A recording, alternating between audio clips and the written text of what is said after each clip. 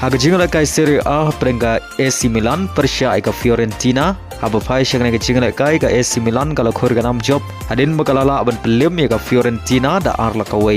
Baria gini ki argol jong ka AC Milan la ya ban tiap da Rafaelio. Haga jingle kai Premier League ha prenga Tottenham Persia ika Aston Villa. Haga ni ke jingle kai ka Aston Villa kala khurga nam job hadin makalala aban pelim ya ka Tottenham da arla kawai. Hagway par kecing kai Premier League ha prenga Liverpool Persia ika Manchester United. Haba pai syang kecing kai ka Manchester United kala yo ban penki car nengkong tang ha ka minit ka baar leng bau brian badhadu bukor ka kela step ka Manchester United katam da shikulanan Henry Day ha ka kela mid kata ha ka minit ka banyau peupra ka Liverpool kala yo ban tap ya ka gol penia khai leng bau gakpo badha ka minit ka bapra peusau umaguire uli yo ban tap ya ka gol pentam na ka benta ka Manchester United. Badhadu bukor ka jingle kai ka Manchester United kalala ban pelim ya ka Liverpool da arla kawai. Bargane ka deru ka jing job ka banengkong na ka benta ka Manchester United Shabar na laying Persia ay ka Liverpool hadin kandai snam katana du snam arah jar khan rew.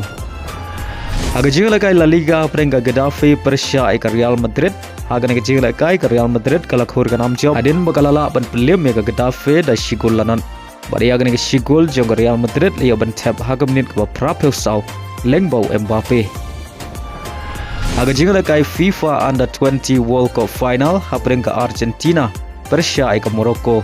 Haba pai syakring ka jingle kai final ka Morocco kalayo ban penki jar nengkong tang haga minit ka khat ar Lengbau Sabiri. Bad haga minit ka ba arab khundai ka Morocco kalayo biang ban tap ya ka gol ka ba ar badia ka ninga gol ba ar layo biang ban tap Lengbau Sabiri.